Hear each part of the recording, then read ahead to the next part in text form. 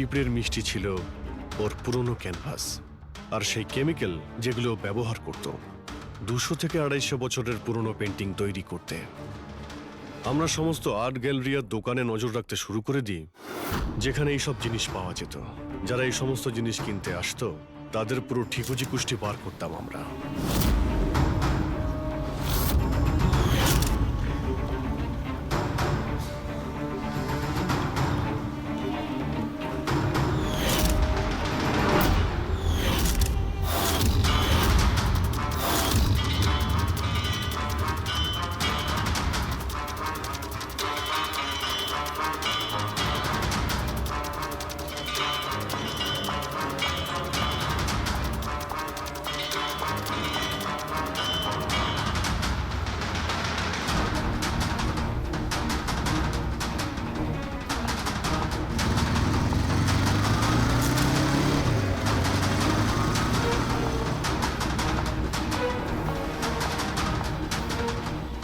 এই যতগুলো ছবি পাঠাচ্ছি প্রত্যেকের ডিটেলস আমার লাগবে।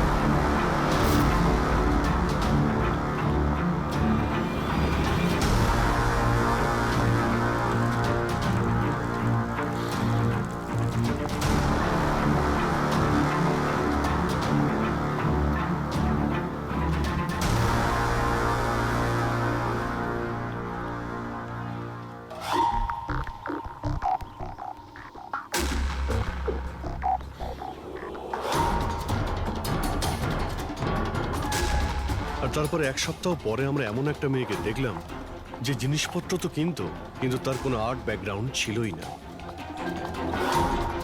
নিশ্চয়ই কোনো গন্ডগোল আছে স্যার। এই মেয়েটা ব্যাংকে কাজ করে, এর এই জিনিসগুলো কেন প্রয়োজন পড়ে, তাও আবার প্রত্যেক দ্বিতীয় দিন? হ্যাঁ স্যার, এই মেয়েটার প্রবলেম তো আছে মনে হচ্ছে।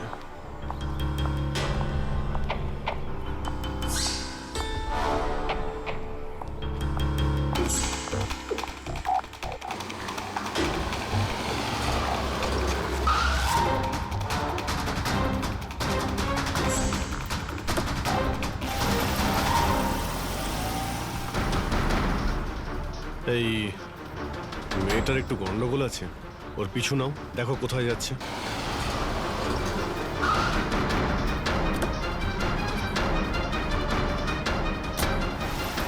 স্যার, আমি ওকে 3 দিন ধরে ফলো করেছি, কিন্তু কিছু জানতে পারিনি।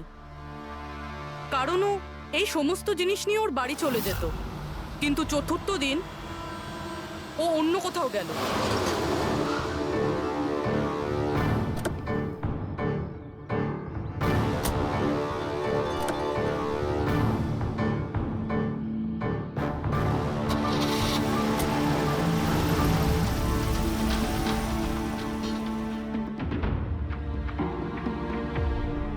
নিখিল, নিখিল, নিখিল, নিখিলও না, এখনো লাঞ্চটাও করেনি।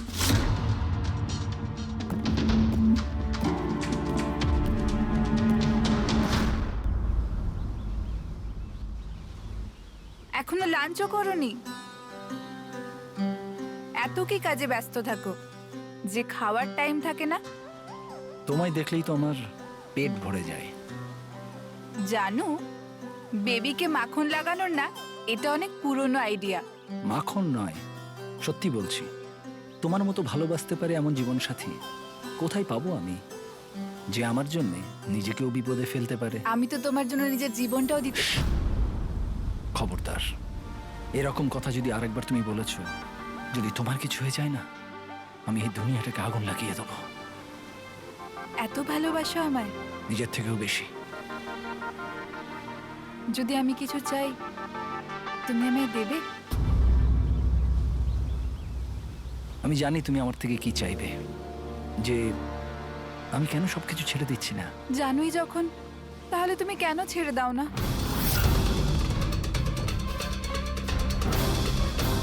শীতল, মানুষের জীবনে দুটো নেশা হয়, আমার ভালোবাসার নেশা তুমি পূরণ করো, আর আমার দ্বিতীয় নেশা শিল্পীর, যেটা আমার কাজটাকে পূর্ণ করে। এই দুটোর মধ্যে একটাও যদি আমার থেকে দূরে যায় না, তাহলে আমি অসম্পূর্ণ থেকে যাব। আর আমি চাই যে ইতিহাস আমায় সব থেকে ভালো স্বামী আর সব থেকে ভালো আর্ট চোর হিসেবে মনে ব্যাস রাখে। মিখেল, অনেক ইতিহাস লিখেছ, বাকি জীবনটা জেলেই কাটিও।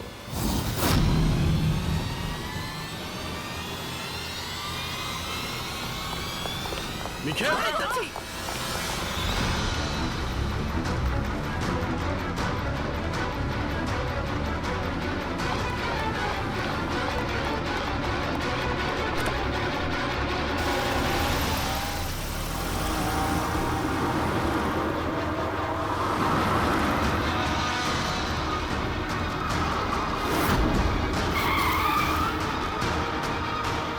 প্লিজ আমার কথা শোনো, জেদ করো না।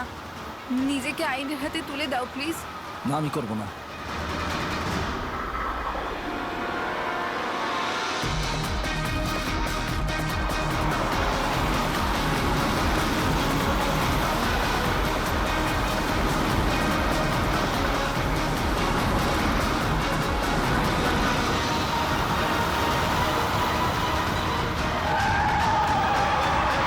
নিখিল!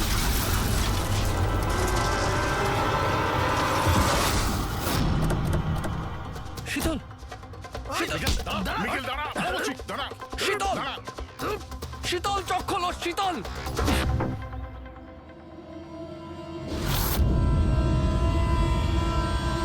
She is dead, sir. তোমাদের জন্য আমার শীতল আমাকে ছেড়ে চলে গেল। ছাড়বো না আমি তোমাদের। তোমার স্ত্রীর মৃত্যুর জন্য আমরা দুঃখিত, কিন্তু তার জন্য দায়ী আমরা নই, তুমি।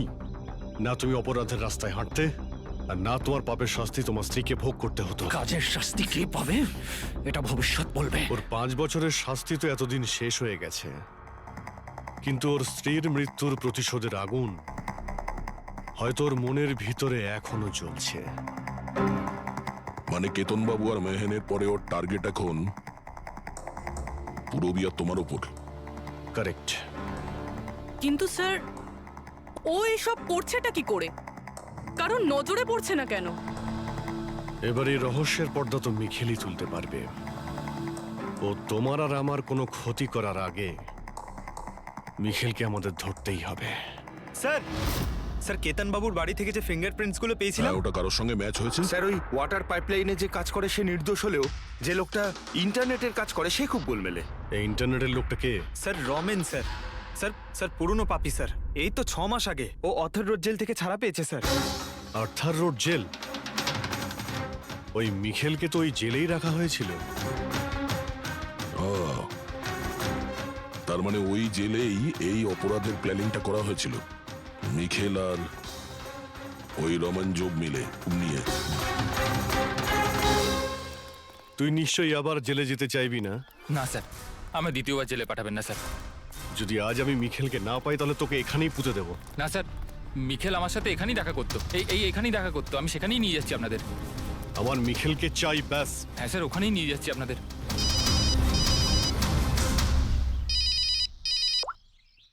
হ্যাঁ শান্তি। কি? বাবা শরীর খারাপ করছে? কিন্তু এরকম হঠাৎ? আমি তো কেসের ইনভেস্টিগেশন করতে এসেছি। কি হয়েছে? স্যার, স্যার ওই বাবা একটু অসুস্থ হয়ে পড়েছে। ওই শান্তি নার্স যে আমার বাবার দেখাশুনো করে, সেই ফোন করেছিল। ঠিক আছে, তুমি যাও, আমরা দেখে নিচ্ছি। কিন্তু স্যার, যাও, আর কোনো প্রয়োজন পড়লে ফোন করবে।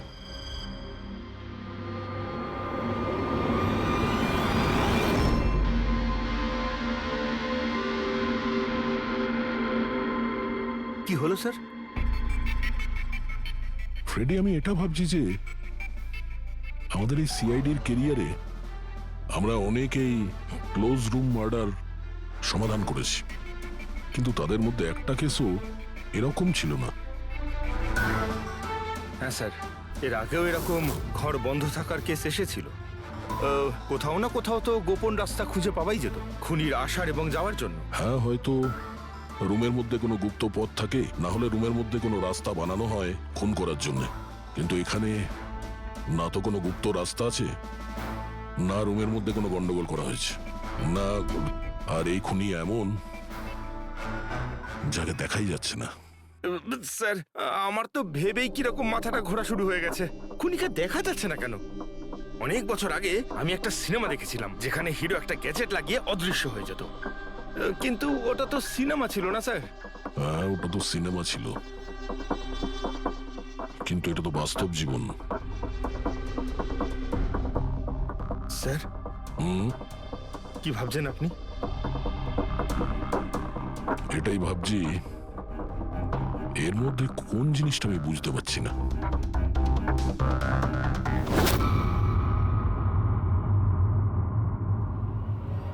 ও মাই গড, তার মানে এই ব্যাপার।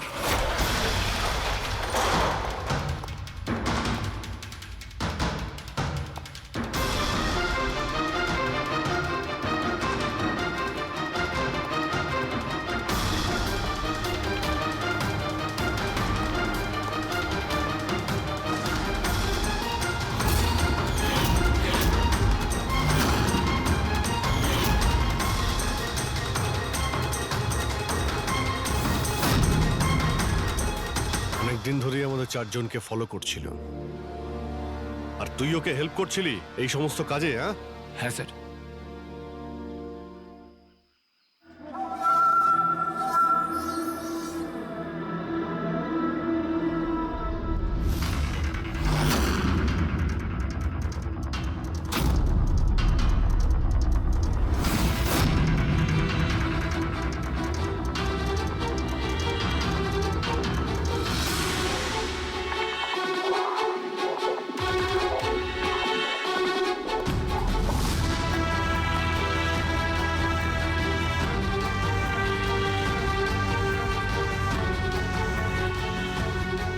কিন্তু এই ওয়ালপেপার, ফার্নিচার, এসবের ছবি কেন নিয়েছিলি? হ্যাঁ, ওই মিখেল যেমন যেমন বলেছিল আমি সেরামই ছবি নিয়েছিলাম স্যার। ব্যাস, আমি শুধু জানতাম না এই ছবিগুলো নিয়েও কি করবে স্যার।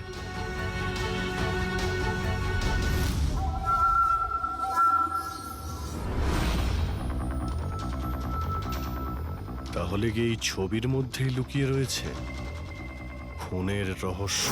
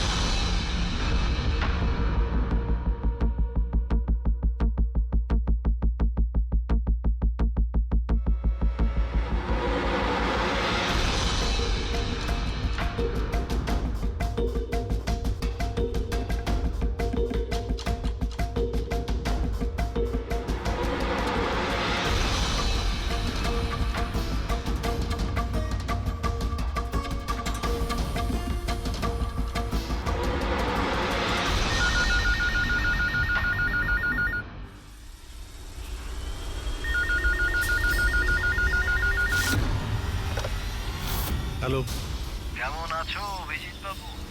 এমনিতে আমি জানতাম যে তুমি আমার বাড়ি পর্যন্ত নিশ্চয়ই পৌঁছবে। ইন্টেলিজেন্ট তুমি, কিন্তু সরি, তোমাকে স্বাগত জানাতে আমি বাড়িতে ছিলাম না। তোকে স্বাগত তো জানাবে সিআইডি, যখন আমরা তোকে আরেকবার ধরে জেলে নিয়ে যাব। জেল তো আমি তখন যাব না যখন তোমাদের নজরে আমি আসব। তার আগে এই ধাঁধাটা তো সমাধান করো যে আমি তোমাদের এমনিতে নজরে কেন আসছি না। কি হলো, কি ভাবনায় পড়ে গেলে? আমি জানি তুমি ইন্টেলিজেন্ট, কিন্তু এতটাও ইন্টেলিজেন্ট নও যে এই কেসটাকে সমাধান করো। কেসটা তো তোমার আর পুরবীর মৃত্যু দিয়েই শেষ হবে। মিখেল, রাগ নয় অভিজিৎ বাবু, রাগ করে কেন নিজের বিপি বাড়াচ্ছ? চলো একটা ছোট্ট তোমায় হিন্ট দিয়ে দিই। আমায় তুমি সেখানেই দেখতে পাবে যেখানে এই গল্পের শুরু হয়েছিল, যেখানে শীতলকে তুমি আমার থেকে ছিনিয়ে নিয়েছিলে। পুরবি মারা যাওয়ার আগে তো নিশ্চয়ই পৌঁছতে পারবে। মিখেল, মিখেল, শোন, হ্যালো পঙ্কজ, তুমি এক্ষুনি পুরবীকে ফোন করো, ওকে বলো বাড়িতে থাকতে, বাইরে বের না হতে। ও কি হলো স্যার? আচ্ছা, আমি যেটা ভাবছি সেটা যদি ঠিক হয় তাহলে জানা যাবে যে খুনি এগুলো কিভাবে করলো। কিভাবে? আশ্চর্য তো, বাবা তো পুরোপুরি সুস্থ আছে। তাহলে তাহলে শান্তি ফোন করে আমাকে ডাকলো কেন? আর নিজেও তো বাড়িতে নেই। ফোন করলাম, ফোনটাও ধরছে না।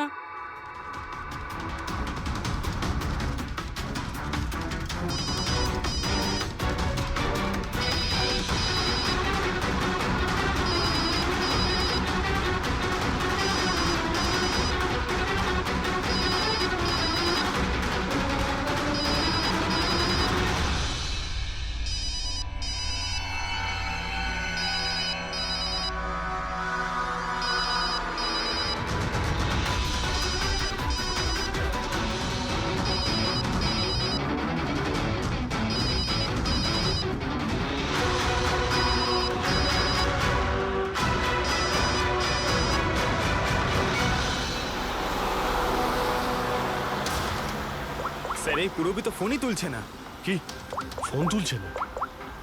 কোনো প্রবলেম নেই তো? স্যার মিখেল ওর কাছে পৌঁছে যায়নি তো? হতে পারে ওই যে ফোনটা এসেছিল ওর বাড়ি থেকে ওর বাবার শরীর খারাপের ব্যাপারে, হতে পারে ফোনটা মিখেলই করেছিল।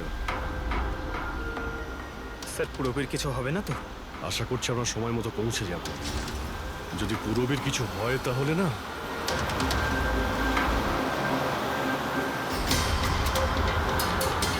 এসে গেছি। এটা সেই জায়গা যেখানে মিখেলের ওয়াইফ মারা গিয়েছিল।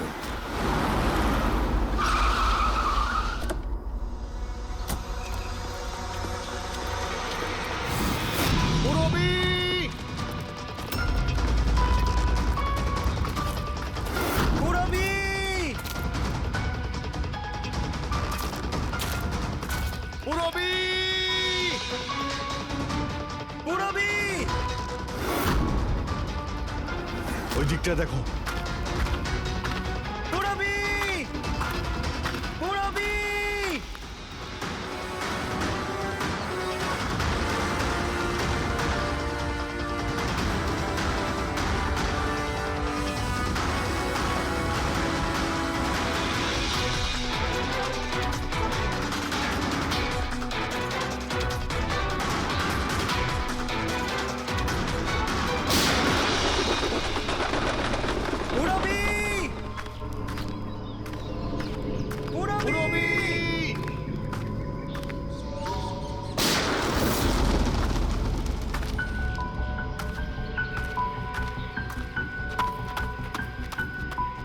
স্যার হ্যাঁ পঙ্কজ, জানি না স্যার কে গুলি চালালো।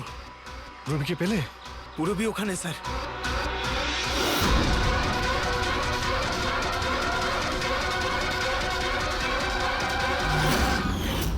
ও নো, পঙ্কজ অ্যালার্ট থাকবে, আমাকে কভার করো, আমি যাচ্ছি পুরবীর কাছে।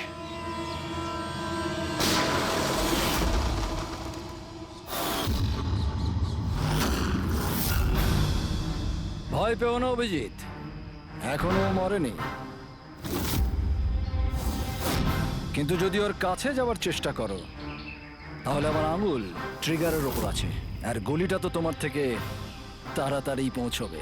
মিখেল, গুলি চালিও না। দেখো, তুমি প্রতিশোধ নিতে চাও তো? দেখো আমি এসে গেছি, তুমি পুরবীকে যেতে দাও। খবরদার, কোনো চালাকি নয় অভিজিৎ, কারণ তুমি আমাকে দেখতে পাবে না, কিন্তু আমি তোমায় ভালো করে দেখতে পাবো।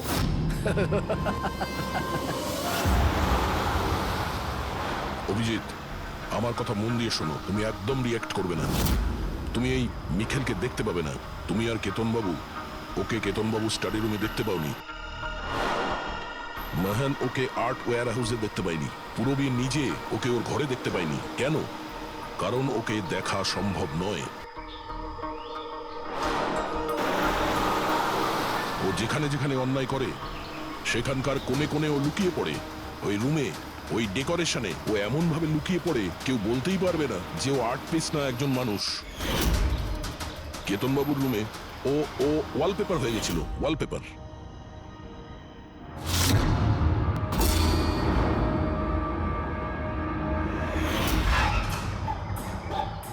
আর মেহানের ওই ওয়্যার হাউসে ও ও পোর্ট্রেট হয়ে গেছিল।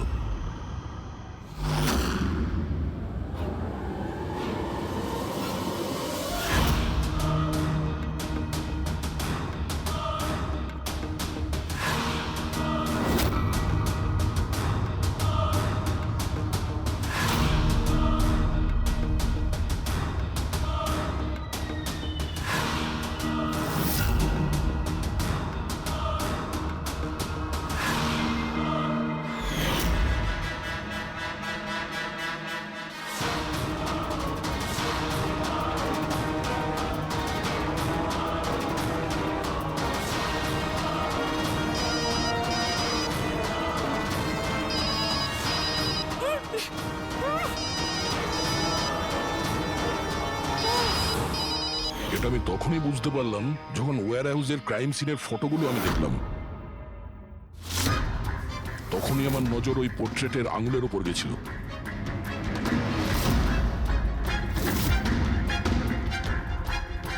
ও পোর্ট্রেট ছিল না, ওই মিখেল ছিল, মিখেল।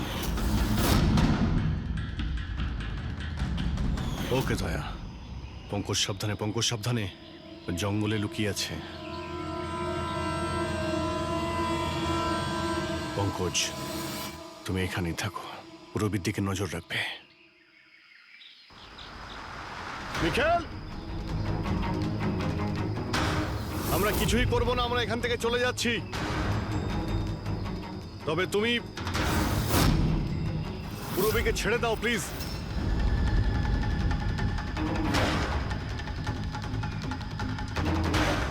দেখো, এসব করে আর কোনো লাভ নেই। আমি এখানে এসে গেছি, তুমি তুমি বলো কোথায় যেতে হবে, আমি চলে যাচ্ছি। বাস, আগে এগোবে না অভিজিৎ। আমার সাথে গেম খেলা বন্ধ করো। ঠিক আছে, ঠিক আছে, গুলি চালিয়ে কোনো লাভ নেই, আমরা এখান থেকে চলে যাচ্ছি। কিন্তু তুমি তুমি কি চাও মিখেল? যা কিছু হয়েছিল সেটা সেটা তো হয়ে গেছে, কিন্তু এসব করে তুমি কি পাবে? হ্যাঁ,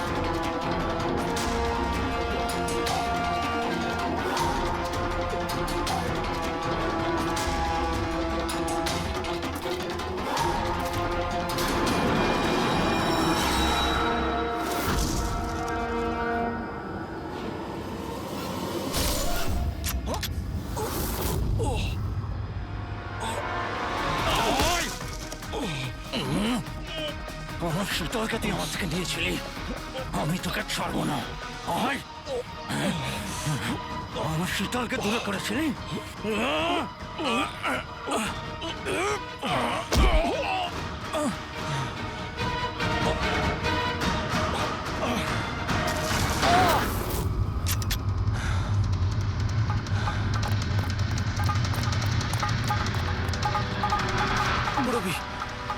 পারছি তো।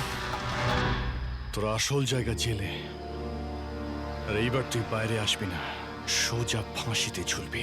আমার বউয়ের জ্বলন্ত চিতা দেখে আমি শপথ নিয়েছিলাম যে যতক্ষণ না তোমাদের চারজনকে আমি শ্মশানে পাঠাবো, না বেঁচে থাকবো না মরবো। দুজন তো গেল, এখন তোমরা দুজন বেঁচে। তোমাদের আইনকে বলো যেন শক্ত থেকে শক্ত জেল বানায়, কারণ এবার কোনো জেলই তোমাকে আমার থেকে বাঁচাতে পারবে না। ঠিক আছে, চলো নিয়ে যাও একে। চল চল।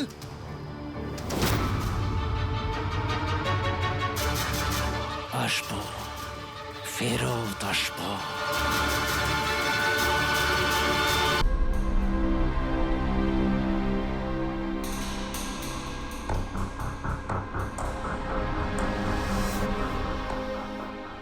কি ব্যাপার অভিজিৎ, খুব অস্থির দেখাচ্ছে, কি হয়েছে? আরে ভাই, ওই একটা ভিডিও কল আসবে, তার জন্যই ওয়েট করছি। Video call? এর আগে তোমাকে কখনো ভিডিও কলে কথা বলতে দেখিনি। কোনো বিশেষ ব্যাপার কি? আরে ভাই, তুমিও না প্রত্যেকবারই। আরে তেমন কিছু নয়। আরে আমাদের কেতনবাবু ছিলেন না, ওই ক্রাইম ব্রাঞ্চের। হ্যাঁ হ্যাঁ, কেতনবাবু মনে পড়েছে। আরে উনি বললেন যে 12:30টার সময় আমার সঙ্গে ভিডিও চ্যাট করতে চান, আমায় সারপ্রাইজ দেবেন, সেই জন্যই ওয়েট করছি। ও, স্যার কেমন আছেন? কেতন স্যার, আরে আপনাকে তো একদম ফিট মনে হচ্ছে। আরে কেন পেছনে লাগছো বাবা? জানো, রিটায়ারমেন্টের পরে বডিটা একটু বেড়ে গেছে। একটু এক্সারসাইজ করতে হবে। আরে না না স্যার, সত্যি বলছি, আপনাকে খুব স্মার্ট লাগছে। হ্যাঁ, আচ্ছা এটা বলো, তুমি তোমার বিয়ের কার্ড কবে পাঠাচ্ছো? আরে স্যার আপনিও না, দেখুন স্যার, আপনি সিনিয়র, আপনি আগে করবেন, তারপরে আমি করব। আমি লাইন ভেঙে আগে কি করে যাব স্যার? হ্যাঁ, আরে ভাই, নতুন বাড়ি কিনেছি, ব্যাস ওরে বাড়ির মাল কিনে চলে আসবে, না হলে এই বয়সে আর কে মেয়ে দেবে বলো? আরে স্যার, আশা নিয়েই আমরা সবাই বেঁচে আছি। কোথায় বাড়ি কিনেছেন আপনি?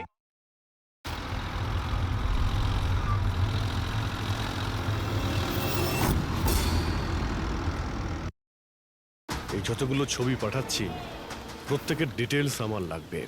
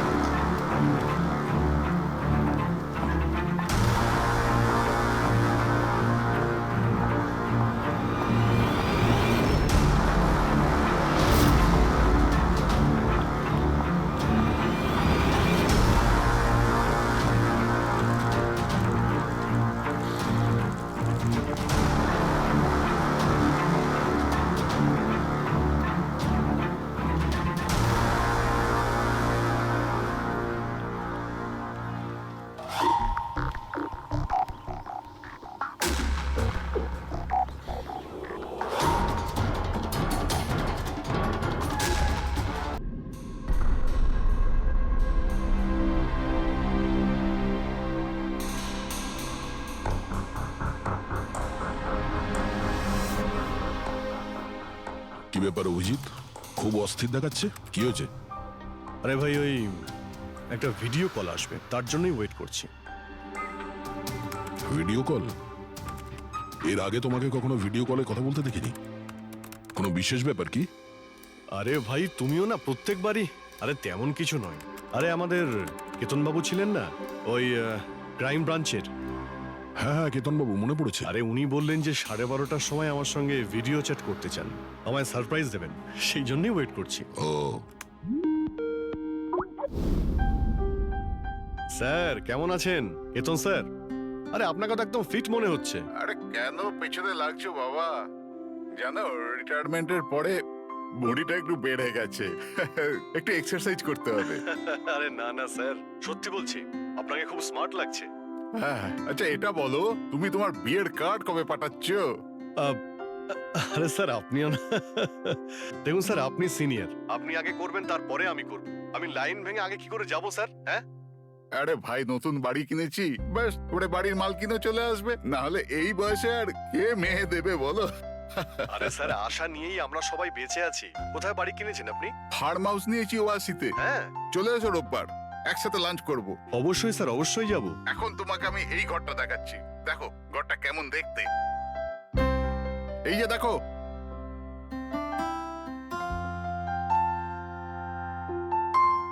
এবার আমি তোমাকে দেখাবো আমার স্টাডি রুম।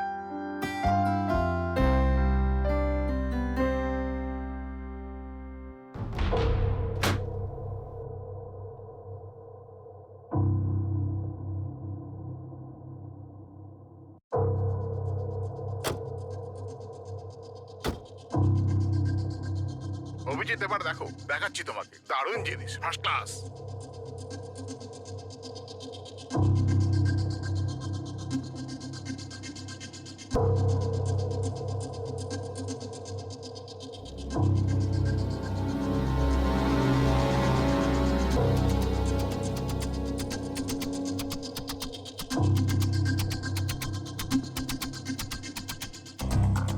দেখলে অভিজিৎ, এটা হলো আমার স্টাডি রুম। স্যার খুব ভালো হয়েছে, খুব ভালো। স্যার রুমটা একটু খালি খালি লাগছে, যখন ফার্নিচার এসে যাবে রুমটা কিন্তু দারুণ লাগবে স্যার। স্যার কি হলো?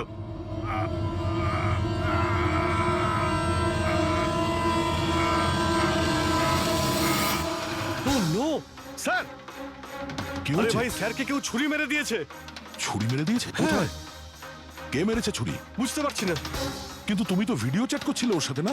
হ্যাক করছিলাম, কিন্তু হঠাৎ করে এই ছুরি কোথা থেকে এলো আর কিভাবে ওনার লাগলো কিছুই বুঝতে পারলাম না। কি?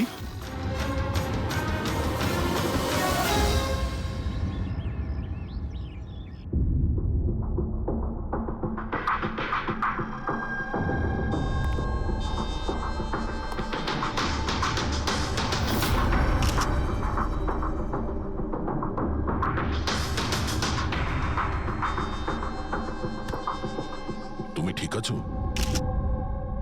হ্যাঁ ভাই, বুঝতে পারছি না এসব কি করে হয়ে গেল। স্যার স্যার কেতন স্যার তো 100 জনেরও বেশি আসামিকে জেলে পৌঁছেছেন। হতে পারে ওদের মধ্যেই কোনো একজন আসামি এই সব করেছে। হ্যাঁ, কিন্তু কিভাবে, কখন? কেজন স্যার আমার সঙ্গে কথা বলছিলেন, এইখানে বসেছিলেন, ওনার পিছনে কেউ ছিল না। তাহলে হঠাৎই ছুরিটা কে মারলো আর কিভাবে মারলো?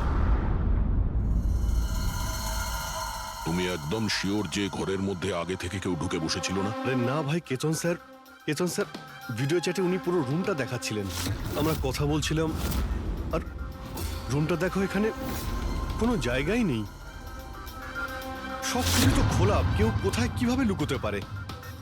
তুমি বলেছো যে তোমার সামনেই কেতনবাবু দরজা খুলে ভেতরে এসেছেন। হ্যাঁ, উনি এই দরজাটা খুললেন, ভিতরে ঢুকলেন, আর উনি দরজাটা বন্ধও করেছিলেন।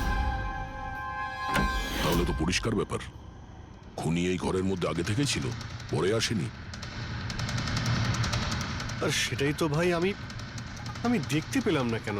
আরে আমার কথা ছাড়ো, ইনি কেন দেখতে পেলেন না? স্যার এই রুমটাতে আসার আর কোনো রাস্তা নেই, এই দরজাটা ছাড়া। জানলা টানলা কিছুই নেই। পুরবি, এই রুমটা আবার ভালো করে চেক করো, কোনো না কোনো গুপ্তগত হতেই হবে এই রুমের।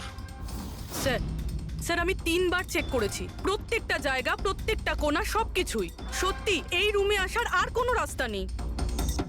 কোনো না কোনো গুপ্ত রাস্তা তো হবেই এই রুমের। কিছু গন্ডগোল আছে এখানে, না হলে এটা সম্ভব নয় যে অভিজিৎ ওই খুনিকে দেখতে পায়নি। এই কেতনবাবু এখানে একাই থাকতেন না? হ্যাঁ, একাই থাকতেন, এখানে কেয়ারটেকার থাকতো। তাহলে এটা জানতে হবে যে কে কে ওনার সঙ্গে দেখা করতে আসতো, আর কে কে জানতো কেতনবাবুর এই নতুন বাড়ির ব্যাপারে। ইয়া পঙ্কজ স্যার। এই কেয়ারটেকারকে ডেকেছো তুমি? হ্যাঁ স্যার, কথা হয়েছে, আসছে। ফ্রেডি, প্রত্যেকটা ফিঙ্গারপ্রিন্ট নেবে, একটা যেন বাদ না যায়। হ্যাঁ স্যার, প্রতিটা কোণের ফিঙ্গারপ্রিন্টস তুলে আনবো স্যার। স্যার আমি তো দুদিনের ছুটিতে গেছিলাম, আমি কি করে জানবো যে এরকম এত বড় একটা ঘটনা ঘটে যাবে? তুমি ছাড়া এখানে আর কে কে আসতো? কেতন স্যার আর কার্পেন্টার। কতজন কার্পেন্টার ছিল? 3টে। আর কতদিন ধরে কাজ করছিল? প্রায় 1 মাস ধরে। 1 মাস ধরে?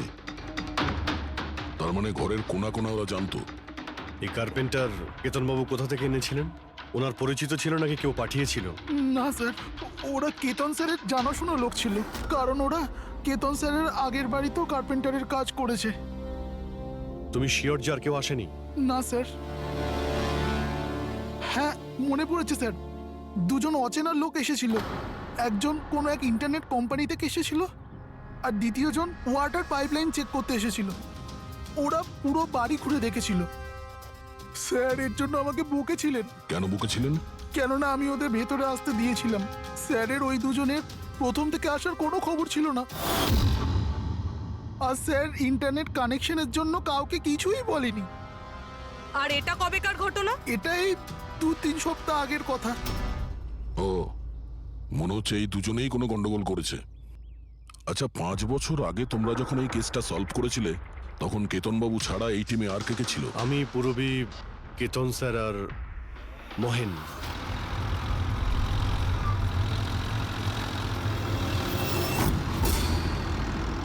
ওই মহিলার প্রাণের ঝুঁকি আছে, আর ওইখানে আশেপাশেই আছে। হ্যাঁ স্যার, তাড়াতাড়ি পৌঁছে যাব। আর 15 মিনিট লাগবে ওই ওয়ার হাউস। আমরা এসেই গেছি।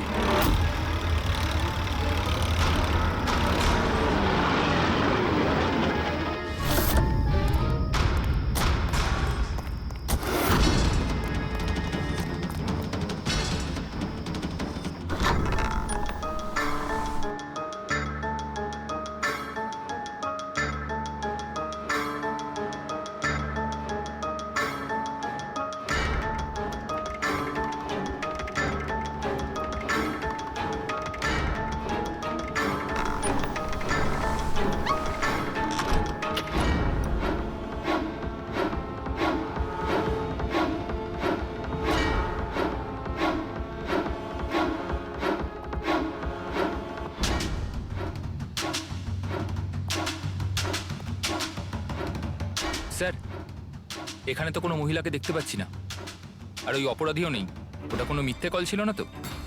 কোনো কারণ তো হবেই যে কেউ আমাদের ফোন করে এখানে ডাকলো, আর সেই কারণেই আশেপাশেই আছে।